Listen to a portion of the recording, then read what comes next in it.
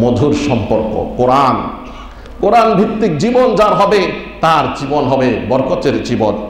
রব্বুল আলামিন বলেন ওয়াহাদা কিতাবুন আনজালনাহু মুবারাকুন, আর এই কিতাব আমি নাজিল করেছি যেই কিতাব হলো বরকতময়। সুতরাং কোরআনের সাথে সম্পর্ক রাখতে হবে কিভাবে? প্রথমত কোরআনের বিশুদ্ধ তেলাওয়াত শিখব, এরপরে কোরআনুল কারীমের অনুবাদ পড়ব, একটু ব্যাখ্যা বিশ্লেষণ তাফসির এগুলো দেখব। আমি শিক্ষিত হয়েছি, আর আলহামদুলিল্লাহ বাংলাদেশে এখন বাংলায় সব কিছু পাওয়া যায়। আপনি বাংলাতে পড়েন, অর্থাৎ অনুবাদ পড়েন, উচ্চারণ না। বাংলায় কোরআনের অনুবাদ পড়বেন, কোরআনের ব্যাখ্যা বিশ্লেষণ পড়বেন, তাফসির পড়বেন, কিন্তু ভুলেও বাংলায় উচ্চারণ পড়বেন না। আমরা এতটুকু বলি, আপনি নিজে পড়তে পড়তে ঠেকে গেলে আশপাশে কেউ থাকলে জিজ্ঞাসা করবেন, আর কাউকে না পাইলে তখন হয়তো একটু উচ্চারণটা ঠিক করার জন্য একটু সহযোগিতা নেবেন। কিন্তু শুধু বাংলা উচ্চারণকেই যথেষ্ট মনে করা যাবে না, কারণ উলামায়ে কেরাম বলেন কোরআনুল কারীম যদি বাংলায় উচ্চারণ করে কেউ পড়ে তাতে সওয়াবের চাইতে গুনাহ হওয়ার সম্ভাবনা সমূহ। কি জন্য? কারণ হা, হা, আইন, হামজা এগুলোর পার্থক্য তো করা যায় না, দদ, দাল এগুলোর পার্থক্য তো করা যায় না বাংলায়, সেজন্য অর্থ পরিবর্তন হয়ে যাবে। তো কোরআন ভিত্তিক জীবনযাপন করব। আমাদের ভাইয়েরা, আমাদের সমাজে শিক্ষা ব্যবস্থা অনেক সুন্দর, অনেক ভালো, অনেক উন্নত পূর্বের তুলনায়, কিন্তু এখনও একটা বিষয়ে আমরা পিছিয়ে আছি, সেটা হলো কোরআনের শিক্ষার ব্যবস্থা। যদিও আমাদের এলাকায় বিভিন্ন জায়গায় অনেকগুলো মাদ্রাসা আছে, কিন্তু মেয়েদের মাদ্রাসা তুলনামূলক একেবারেই কম।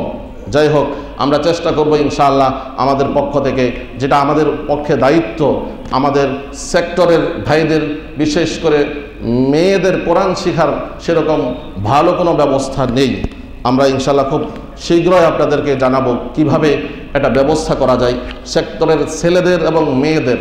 যেমন বাংলাদেশে বিভিন্ন জায়গায় আফটার স্কুল নামে একটা ব্যবস্থা আছে, যে বাচ্চাদের স্কুলের আগে হোক পরে হোক একটা টাইম 30 মিনিট 40 মিনিট আমরা ইনশাআল্লাহ আপনাদেরকে এই ঘোষণা দেব। বাকি অনেকে আবার মসজিদে আসতে আগ্রহী হয় না, বিশেষ করে মেয়েরা তো মসজিদে আসতে আগ্রহী হয় না।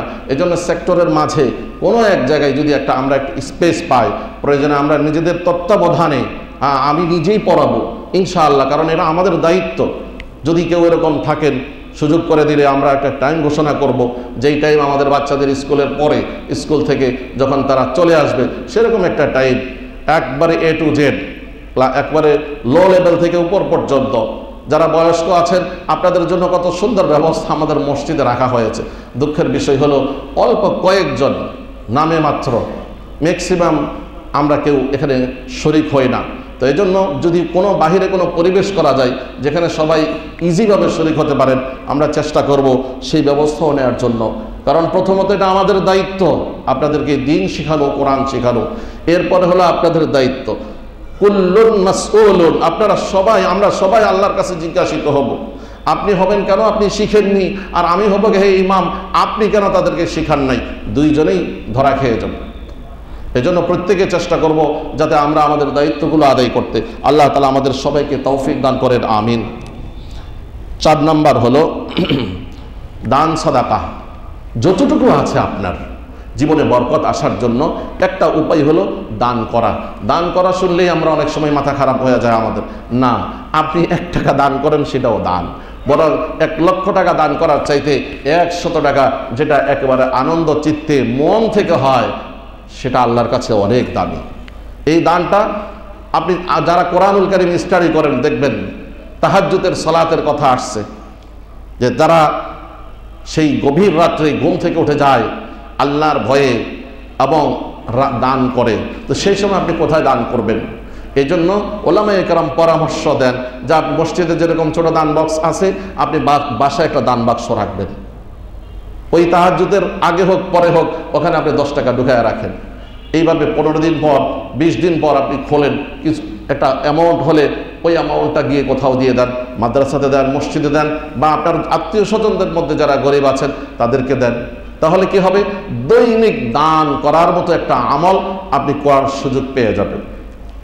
আমরা চেষ্টা করবো, আলহামদুলিল্লাহ কিছু কিছু ভাইয়েরা এই আমলগুলো করেন, বাসায় একটা দান বাক্স রাখেন, অনেকে দোকানে রাখেন, আপনারাও রাখতে পারেন। তো দান করার দ্বারা কি হয়, বরকত হবে। আর দানের কোনো পরিমাণ ইসলাম বলেনি, যতটুকু পারেন আপনি, কম হলে কম, বেশি হলে বেশি। তো 4 নম্বর পয়েন্ট বললাম যে দানের মাধ্যমে আল্লাহ তাআলা বরকত দান করেন। 5 নম্বর হলো আত্মীয় স্বজনদের সাথে সুসম্পর্ক রাখা। আমরা কেউ কেউ আছি আত্মীয় স্বজন সম্পর্কে জানি না, যে কে আমার কি আত্মীয়, সর্বোচ্চ বাবা চাচা পর্যন্ত শেষ, কিন্তু আমার যে আরো আত্মীয় আছে সেই লিস্টটাই জানি না। আর শুধু নিজেকে ডেভেলপ করার জন্য, নিজের ছেলে মেয়েদেরকে ডেভেলপ করার জন্য আমার সব কিছু বিসর্জন দিচ্ছি। এই জন্য জীবনে কোনো বরকত হচ্ছে না, খালি হতাশাগ্রস্ত জীবনযাপন করছি।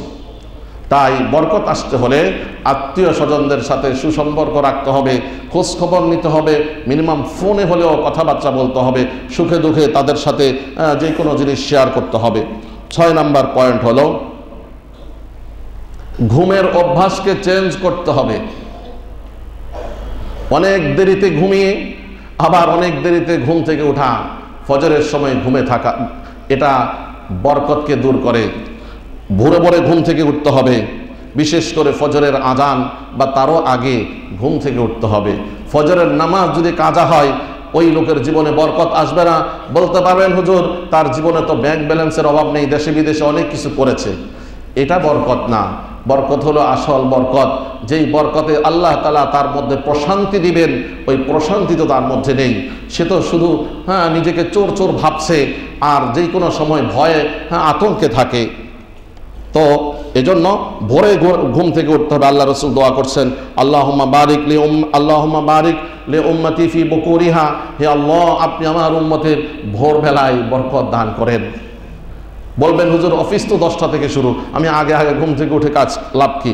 আপনি আগে আগে ঘুম থেকে উঠেন, প্রস্তুতি নেন, অন্যান্য কাজ করেন, তেলাওয়াত করেন, নিজের অনেকগুলো কাজ হ্যাং হয়ে থাকে, সেই কাজগুলো আপনি সমাধান করেন। 7 নম্বর পয়েন্ট হলো যে সালাত ঠিক মতো আদায় করা।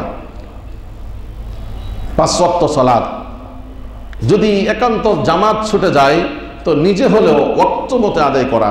আমরা দেখি মানুষের সাথে মিশলে বুঝি, অনেক ভাইয়েরা আছেন যে একটু পরে পড়ব, এটাকে কোনো ব্যাপারেই মনে করেন না।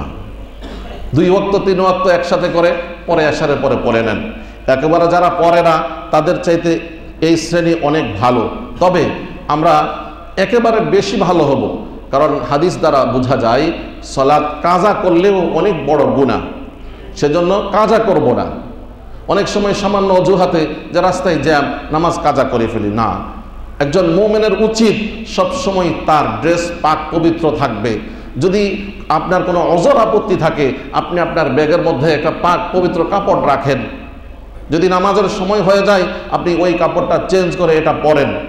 মসজিদে যেতে হবে সেটা তো জরুরি না, রাস্তায় এক পাশে ফুটপাতে দাঁড়িয়ে আপনি কিছু বিছিয়ে নামাজ পড়েন। বলে হুজুর আমার সাথে কিছুই নাই, সরাসরি মাটিতে নামাজ পড়েন, নামাজ আদায় হয়ে যাবে। বলেন সুবহানাল্লাহ।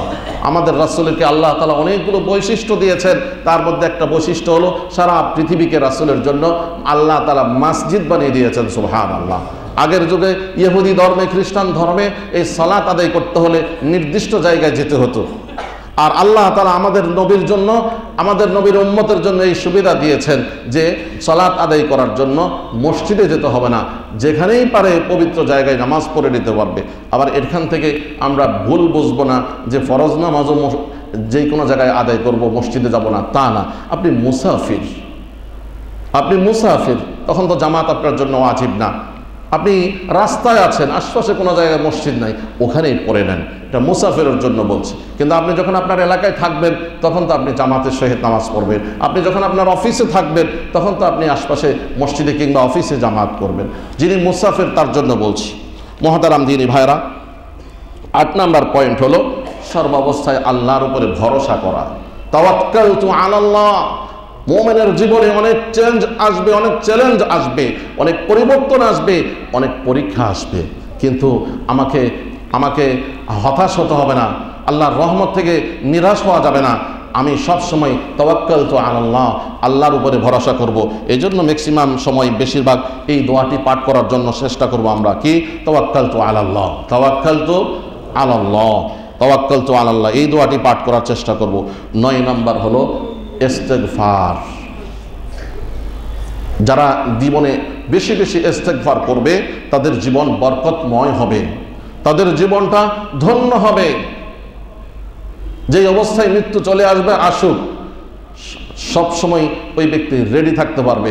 রাস্তায় মৃত্যু আসবে, ওয়েলকাম।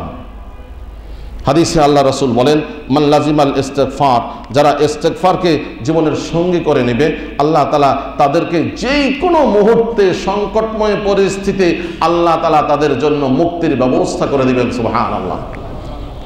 সূরা নূহের মধ্যে আল্লাহ বলেন, নূহ আলাইহিস সালামের কথা তুলে ধরে বলেন, ফাকুলতুস্তাগফিরু রাব্বাকুম ইন্নাহু কানা গফফারা ইউরসিলিস সামাআ আলাইকুম মিদরারা ওয়া ইউমদিদুকুম বিআমওয়ালিন ওয়া বানিন।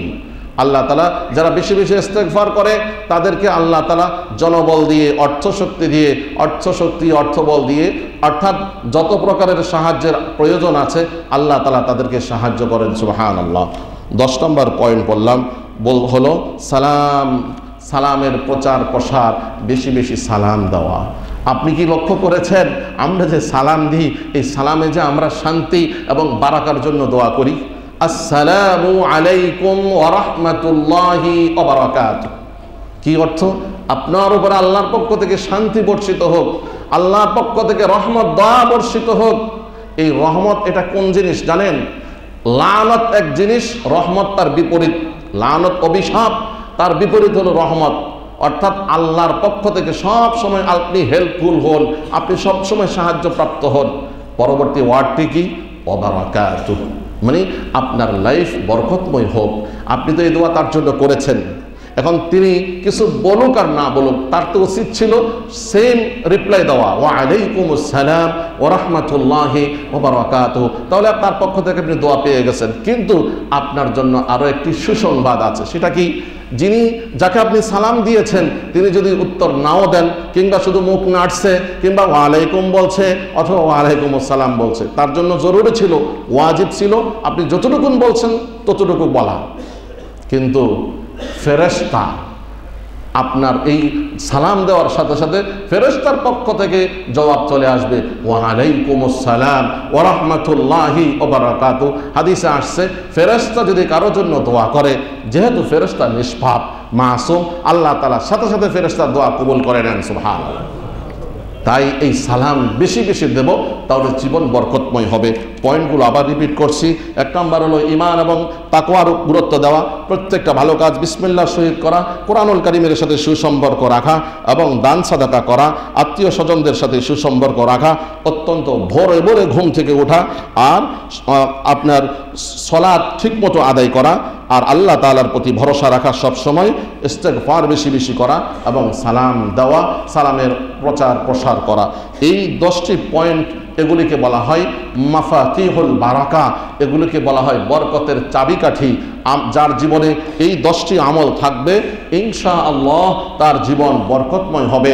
বৎসরের শুরুতে আমরা চেষ্টা করব এই আমলগুলো করতে, একদিনেই সব আমল অভ্যস্ত হব না, আস্তে আস্তে একটা একটা করে শুরু করি, তাহলে আল্লাহ তাআলা আমাদের জীবনকে বরকতময় করবেন। আমরা যত কিছু করি প্রত্যেকটা জিনিসে বারাকা নেমে আসবে। আল্লাহ তাআলা আমাদের সকলকে রমজানের জন্য প্রস্তুতি গ্রহণ করে রমজান পর্যন্ত হায়াত বৃদ্ধি করে দেন, সবাই বলেন আমিন, এবং জীবনকে ধন্য এবং বরকতময় করে দেন, সবাই বলি আমিন। যারা সুন্নত আদায় করেননি আপনারা